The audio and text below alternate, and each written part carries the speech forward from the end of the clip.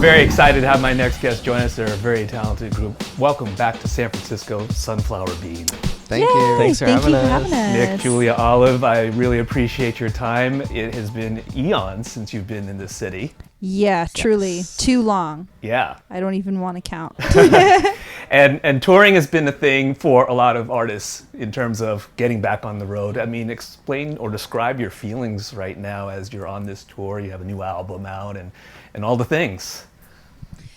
Yeah, I mean, I think it's pretty surreal a lot of the time. I think that the pandemic gave us a lot of time to like grow and develop as people, and we're kind of like coming back to it from a very different perspective. And I think we're very grateful that this is happening. You know, I think like that's kind of the new thing. I think I call it BC, before COVID. It's like everyone was just kind of like on that path, you know? And I think now everyone has lost so much that you're kind of like coming at it in a different way. And we're just really happy to be here and like see familiar faces, see new faces, get the opportunity to play the record. Like it's a very special thing. I imagine it's a new familiar feeling as well, because you're touring on a new album, which has been in the works for some time. And at the same time, it's like you weren't able to do any of that, right?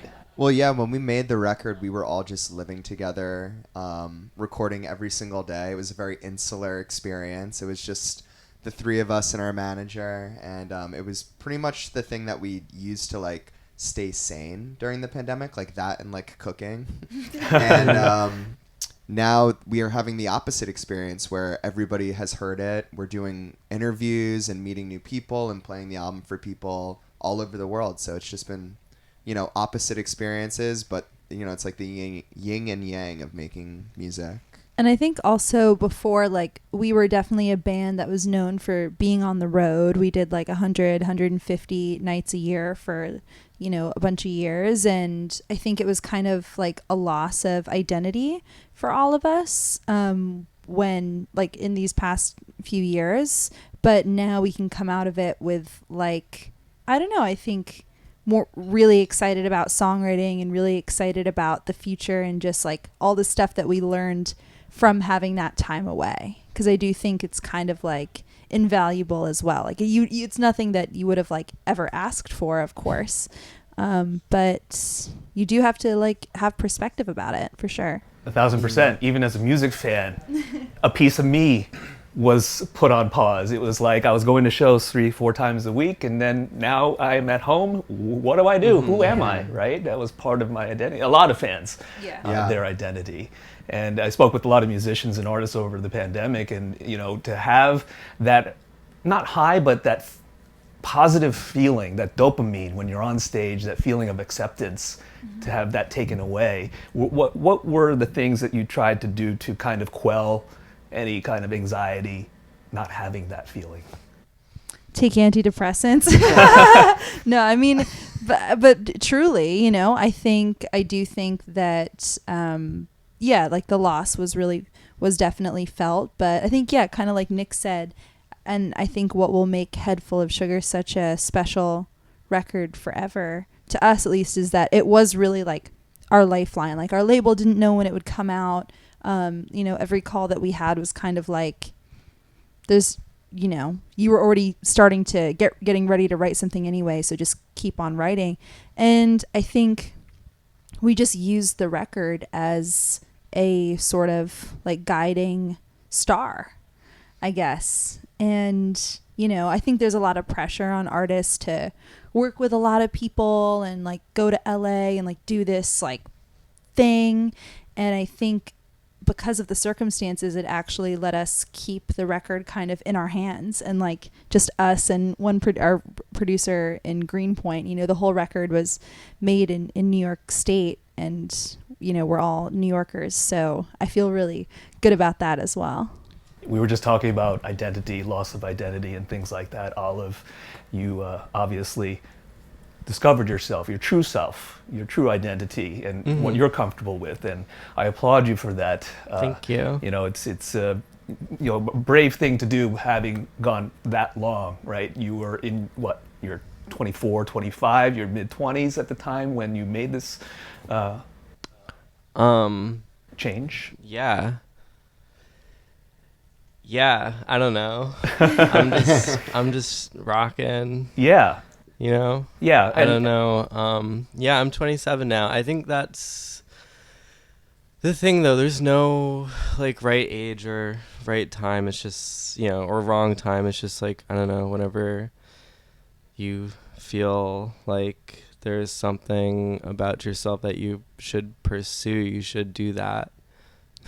Was there any feeling of doing this earlier, or was it that you were just so busy with the band and other things going on where you kind of just put it aside? Or I don't know. Being trans is really kind of a unique and strange experience in that, because at least for me, it's like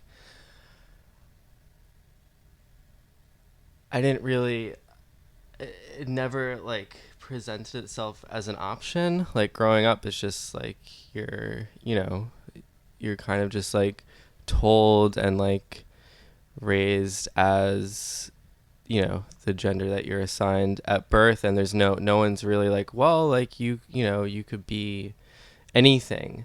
And I think once I started kind of seeing more trans people and more trans people started popping up in my life, it kind of like kind of just like opened the doors to that. I think too, like, I think people, I don't know, may think like coming out is like kind of like a one-time thing, but I think, I mean, I feel like I'm, you're kind of coming out like constantly and like every day, and like it's just important to be able to talk about that stuff with people, with your friends, with your family, and not have people like question you really, and just like, I don't know, just approach it with open arms and open minds, and which my friends have done. Right. The subject matter of the album is certainly capturing a lot of the feelings that many of us went through and what you went through, and finding yourself just living a life, because we're not here for very long, a lot of different topics along those lines. Explain to me what was the catalyst in terms of going down that road. Because it's easy for people to say, oh, I'm going to make a pandemic record. Right. A pandemic album, yeah. Most of the time when we were making the record, it was sort of like trying to project out of it, and we were trying to like kind of like cultivate this studio environment where it was more like we were living together and having fun, and like almost like a little party almost, where it wasn't very serious or regimented. And the songs, we wanted to like write about the world when it was open and when we could go out and meet other people and experience things. And a lot of the validation and meaning that we find in our lives is through other people and our friends and our families.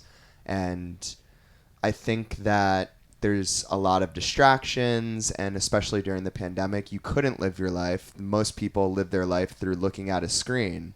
And when you're looking at screens and when you're inside all day, you're just being bombarded by so many things that are either being sold to you or targeted at you through social media and data mining and just like all that stuff. And it's all designed to make you live less of a life, whether it's like food delivery or dating apps that make dating into something that's like productivity focused, which there are ads for in New York City. There's a dating app that's trying to make dating more productive.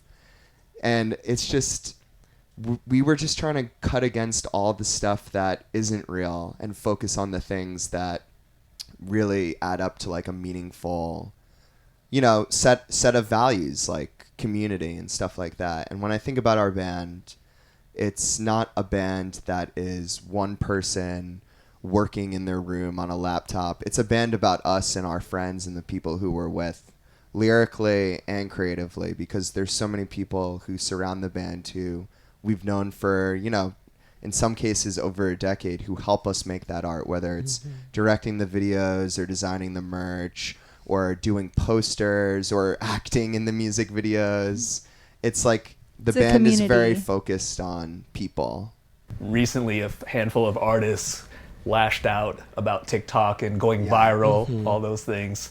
How active are you on TikTok? How many times are you posting, and how creative are you? Well, I think that the conversation around TikTok in the music industry is like something that we could go on about for like 6 hours probably. I think my main takeaway is that there's a real big misunderstanding about what TikTok is and what it isn't. You can't like most of the time, it's not the artist who is making their song go viral. It's the people on the app. It's like it's very random. You can't really control it. And the way we use TikTok is just to have fun. And it actually reminds me more of like Reddit than it does of Instagram or something like that because it's very based around communities. So when we're posting on TikTok, mostly we're interacting with home producers or guitarists or singer-songwriters. And it's a very even playing field where everybody kind of comes together and discusses things and makes videos related to the things that they're passionate about. And it's not like the kind of thing where like we're going to get on the app and start making viral trends about our own songs. That's not really how it works. Or it would just be really cringy. It would be really cringy. To And do I it. think that like a million times out of whatever, it's not going to work, you know? And I think also one of the reasons there is so much success with it also speaks to how frustrated people are with like Meta and Instagram and like all these tools. I think that a lot of small businesses or smaller artists or people used to use to be able to cultivate their fans and have a connection with their fans. That was always like what I really liked about using social media. And I think that as that has gotten, you know, essentially behind a paywall, I think that people are actually really refreshed by TikTok and the fact that it lets you access either people you know and new people. You know, like even though being indebted to another app is by far, you know, not what I think people where they want to be.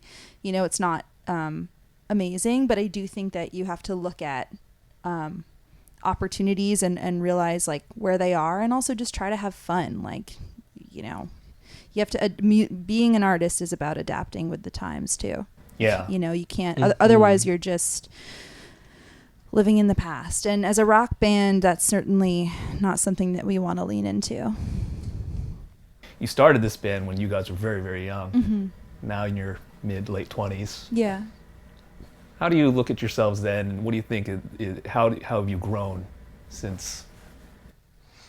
I'm really proud. You know, I think that I do think that a big part of this band is the story of us. And when you look at our records and Human Ceremony and 22 in Blue, a lot of times we were truly just writing about what we were experiencing. You know, like Human Ceremony has so much of that late teen, early 20s, like existential, like looking at God and looking at religion and looking at spirituality and trying to figure out like where you fit into that. And then 22 in Blue is obviously like trying to step into your young adult power and also not really knowing how to handle that. And then with Headful of Sugar, it's kind of blasting open every door and not wanting to be in anyone's, you know, box that they have made for us, which I think has actually worked. Like no one has been comparing us to any other band on this record, which I think is something we really wanted. So, you know, when I look back at what we've done, I actually think that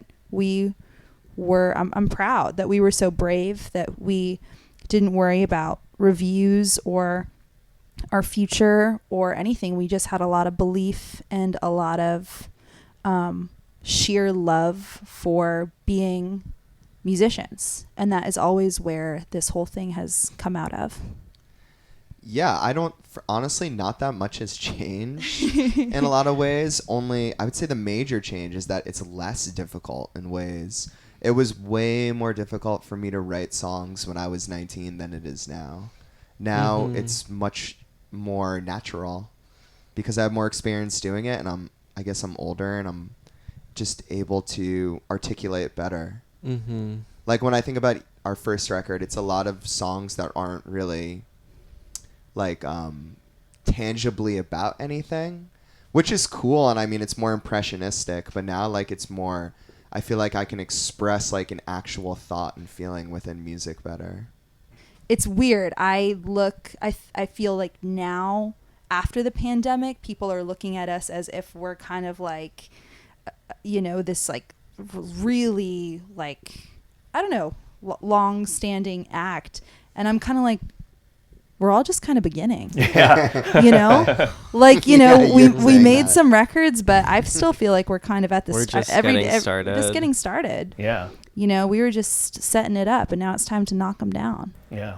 Well, that's awesome, because I feel like when you first, came out of the gates, you were, a lot of the feelings are new, experiences are new, and the songs are fresh. And then, second album, you kind of get an understanding of how things work, but then you want to try to change things up. And then with all the political strife that was going on, you had things to say. And now you're comfortable in your own skin right now, I feel. Yeah, right? I mean, I think this is even, in a lot of ways, an even more political record than 22 in Blue without saying it. Do you know what I mean? Like in 22 in Blue, I think we referenced those words, and I think on this record, we just wanted to reference like the essence and what it feel like. Nick said, like the feel of late stage capitalism in the U.S. It's a weird feeling. Right. Right. It's complicated. It is. And we could probably have another 6-hour Yeah. conversation about Yeah. what's going on along those lines too. Congratulations on this album. Thank you so It much. is- Thanks it is so for good. I listening. can't wait to Thank see you. you guys perform it live. Thank you. Yeah, it's going to be And great. Awesome to see you guys back on the road. Mm-hmm. Yeah, thank Yeah. you so much, and thanks for coming here. Awesome. Yeah. It is Sunflower Bean right here on B-Sides.